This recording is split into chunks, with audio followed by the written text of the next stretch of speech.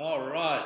It looks like we are live again. Happy Tuesday and a very, very good afternoon. It is Tuesday. I'm very good, Jim. How are you? Mate, I'm delighted. Today's a little bit different. We're not doing our normal real estate chat.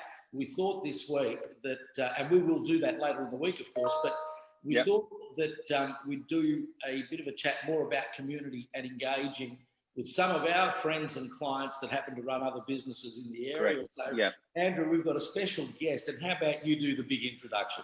Mate, Jim, it's a pleasure to have my good mate on, Raz. Obviously bought a house of us a few years ago now up in the beautiful estate of Hillside. And he obviously owns a fantastic business, Prestige Auto Works, and out in Airport West. So, Raz, thanks for tuning in, mate. It's a pleasure. No worries. Thanks for having me. How have you been, Raz? How are you? Yeah, we're pretty good. I'm pretty good at the moment. I've had a lot of time given the current restrictions, I've had a lot of time to spend with the kids, which is always great. When it's busy, we've had a lot of early mornings and late nights as well. So yeah, the last couple of months, it's been good to spend time with the kids. Obviously, we're still open here. We're still operating at somewhat a limited capacity, but we are lucky enough to still operate. So tell us, so you live locally, you're in Hillside. I still remember when you bought your property, mate, and at that super competitive auction. And but I'll never forget that day, Jim. It was an amazing day. I've still got that. Is it gavel? Is it? Yeah, gavel. Yeah. Raz, I don't know if you know, I don't even remember, but I wasn't actually at that auction. I know. I was in the boat. I know. And you know what, Andrew? I'll admit it now that I didn't want to tell anyone. I didn't even want to tell you that I was going to go. I really wanted that property. No, you didn't tell me. No, you didn't. No. Yeah. But I remember that. I remember that day. It was pretty competitive, but I don't regret it a single minute at all. I mean, it's 2,000 square meters. I mean, you can't go wrong, especially in that area. It's such a beautiful house. So yeah. It's a beautiful home, and you've got a wonderful family, and it's great to see the kids enjoying it. And the better weather's coming, mate. You'll be able to, Well, I mean, for the first time for the first time about a week ago, we started enjoying the sun out there, and we've always been stuck inside, which it's not a great thing, but having all that space and just a nice neighbourhood. It's fantastic. No, that's great. So Andrew touched on it that you run a business, Prestige Auto Works in Airport West. In what street, Raz? Let's tell everyone. So we're at 52 to 54 King Street. That's Airport West. We've just moved into this new facility about just over a year ago now. So probably about March last year. We fully renovated the place, gutted it out completely, and then redid everything. It was a pretty intense time for myself. I've never actually gone and done something like that ever. And look, it was a huge risk for me, but it paid off in dividends. And look, it was really for the benefit of the customers, because in our old shop, we were quite limited. We were in a 400 square meter shop, and this place is 1,500 square meters, and got more than double the size, and we've got 12 hoists now, 11 hoists now. We're building up a dyno room down the back, a state-of-the-art dyno room. So yeah, we're doing things a little bit different. Look, I mean, obviously we'd like it to be in better circumstances, but I think, and I've been seeing a lot of things on Facebook. I know Facebook isn't really a good thing to base a lot of your thoughts on, but if you can invest now into the future, because I mean, this is not going to last forever. We've got to stay positive. Stay the course on what we're doing with your goals, and hopefully after all this blows over, then we'll be the ones to excel. Go out the other end. Tell us a little bit about Raz. So we know what's happening in the real estate industry and the restrictions that we're under, and now with the increased restrictions, it's causing incredible grief and Yeah. financial stress to a lot of our clients. And that's, at the outset, that's what concerns us. And the industry is getting together and wanting to talk and have meaningful discussions with government about how unworkable some of these restrictions are in our space. Tell us a little bit about, in your space, the restrictions that are in place. How has it affected your business as far as clients wanting to come and get some work Okay, done they can't? So I guess there's a couple of things that I'd like to point out, that it could have been done better, or it could have been a little bit more organised by our government. But only up until about a week ago, we had the stage 4 restrictions come about, and you couldn't travel more than 5 kilometres to your mechanic. So the other restrictions that were imposed on us were basically, we couldn't do any kind of servicing. We couldn't do any kind of normal repairs. So we couldn't do any, like if you had to replace your wipers, or they weren't working properly, you couldn't do that. They didn't deem that as an essential repair. The other thing that bothered us as well was, obviously, you couldn't travel to your local mechanic to your preferred mechanic if they were further than 5 kilometres away. But the problem with that is we've got, we don't just service the local market, but we've built our reputation and our relationships with people further than that. I mean, we've got people that come from the other side of the city. In fact, we've got people that come from interstate when they want to do work on their cars, especially when they do performance stuff. But one of the things that really confused us was, not just myself, but everyone in the industry, was, look, if we're allowed to fix a car if it comes in on a tow truck, because obviously it's really bad. It's bad enough for it to not be drivable on the road. So we can do the repairs on that car, but while it's on the hoist, we can't do a service. We can't change the oil. We can't change the filter, and it makes no sense to me, right? Only recently they have changed that about a week ago, but the VACC have fought for us to try and widen the services that we can actually carry out, because at the end of the day, I mean, we've got a COVID safe plan, we've got signs in place, we have, we're following the rules, we're social distancing, we've got, everyone's wearing PPE, everyone's wearing masks and things like that. But the problem I have is that although, even if you follow these basic rules, we can't operate at full capacity. We can't operate at what I think is a safe capacity. It really doesn't make sense that if a car's already here, then why can't we change the oil in it? You know what I mean? Yeah. If the car's already here on a tow truck, it's on the hoist. Why can't we change the oil? Why can't we change the filter? It really doesn't make sense. And in a sense, I guess, if the government has to go through every single industry and nitpick every service and every product or whatever they have that each industry can provide, it'll be a monumental task. I understand it. So what they have done is they've thrown a blanket over everything and gone, you can't do this, you can't do servicing. Even if the car's there, even if the car's on the hoist and it takes you 10 minutes to change the oil, you can't do it. It really doesn't make sense. But they, like I said, they've changed that in the last week, a week and a half ago now, so they will allow for that. But it's obviously hurt a lot of people in the industry. Yeah. The interesting thing, because I wasn't aware of that. I know what's impacted our industry, but I wasn't aware of that. And I think a lot of it, and what Andrew and I have spoken about a lot of times, is the fact that a lot of these policies have just been made on the run without due consideration to the impact of it. And I look at it and I think, well, hang on a minute. If I'm home and I'm working from home and I'm not doing 8 hours a day, I'm doing maybe 2 hours a day.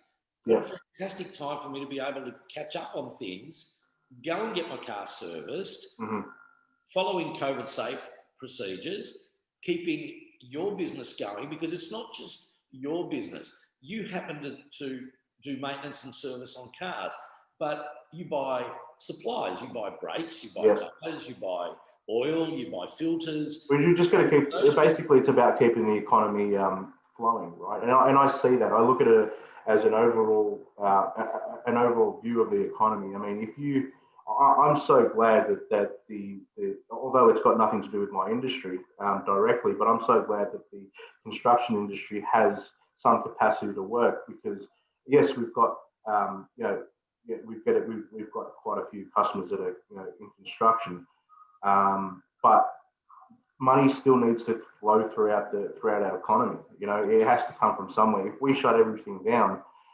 then it's I don't know how we're going to get back from that. I really don't know. So, but look, I try not to think about these things too much, because obviously, it can have an effect on your mental well-being and everything. I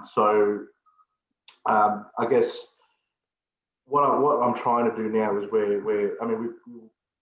we own so I've got Prestige Auto Works here, but we've also got another business which is APR Australia, which we have multiple a dealer network around Australia that are still able to do performance tunes and work and hardware and stuff like that. So that's still running, and it almost makes me think that people talking about investing in other states, or even moving their businesses to interstate. And so I've actually started thinking about, okay, let's not completely forget about it, but let's think outside of Victoria now. Where can I expand my business outside of Victoria? Now I'm creating something at the moment. I can't say what yet, but I'm creating something at the moment where Prestige Auto Works is not going to be limited to Victoria. It'll be not only interstate, nationwide, but hopefully worldwide as well. So, yeah, I mean, I wouldn't, you asked me 10 months ago, would I be thinking about this? No, because I mean, Prestige Auto Works was quite successful, and it still is in a sense, but I mean, it was a lot different 10 months ago, right? I didn't have time to think about where I can expand in other areas and things like that. But I mean, as a business owner, you're forced to think outside of the box nowadays. Sure. Right? Yeah, I think Raz, mate, to be honest, mate, we've known each other for a little while now, mate, and you're an absolute top bloke, right? And no matter what happens now, whatever happening right now, at the end of the day, as I said before, you have to keep, thinking positive and so forth. But as soon as we come out of this, mate, you'll completely smash it anyway, right? Well, you have a great reputation. You're a great bloke. So no matter what, you'll fly through this. I appreciate it, man. And I think, I've spoken to a couple of people, and I know it doesn't sound right, but it sort of sounds harsh. But the guys that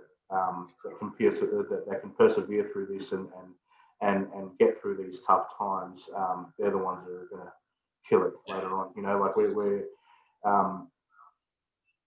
I'll admit there's been some days where I just have no motivation at all, and I think a lot of people have felt that way. And I think that's a general sentiment around Victoria. But I guess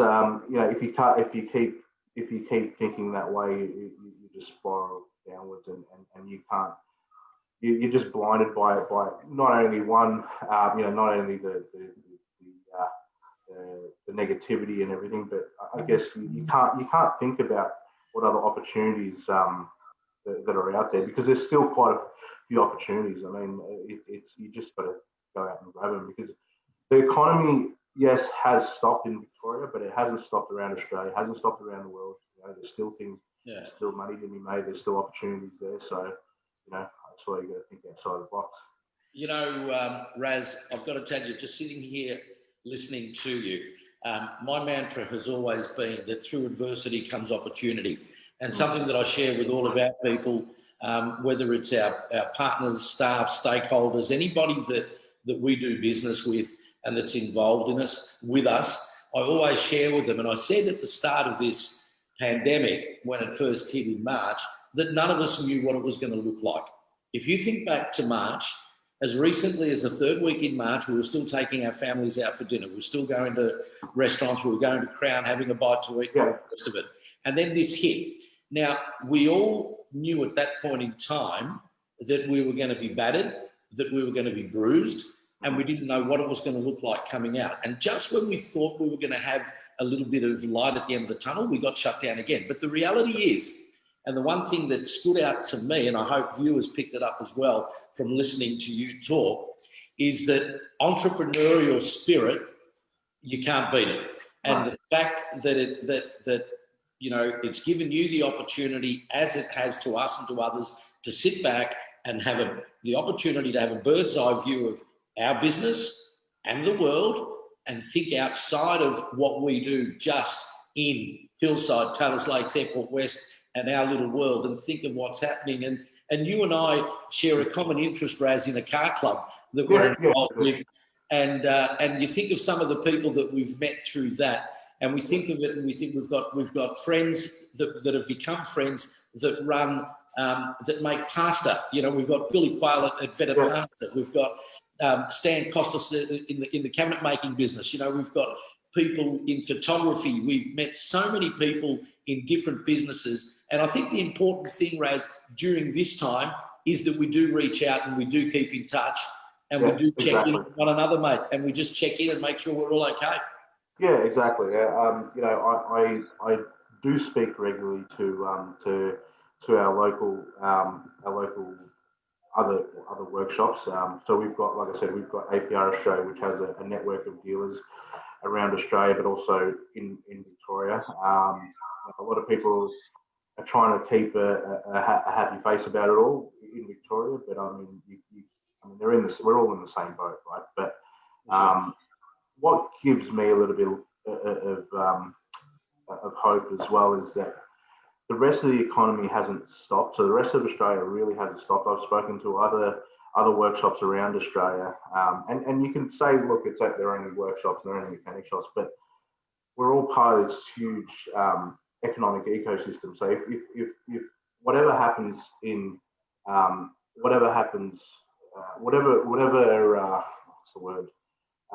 whatever policies get put in place for that the federal government does, it always has an effect on mechanics. I've noticed that over the last 20 years being in the industry. So I'm happy that all the other workshops all around Australia are still quite busy, because that shows that once we get over this, it's just gonna boom again. That's my personal opinion anyway. I think that, you know, and I watched the federal budget the other day where, you know, the house so savings have gone up. You know, there's people. Look, I'm not saying that everyone still has the money, but I'm just saying that people are a little bit more careful with their money at the moment. But I think once you can go out for dinner, once you can go for a holiday locally, you know, once the economy starts moving again in Victoria, I think it'll be a huge boom, not only for myself but all industries. You know, a lot of restaurants are probably going to have closed up and everything. But as you said, mate, you know, there's still a lot of entrepreneurs out there. So once the green light's been given, I think a lot of people are going to start to invest back into Victoria again, and it'll be good for all of us. That's a brilliant insight, Andrew.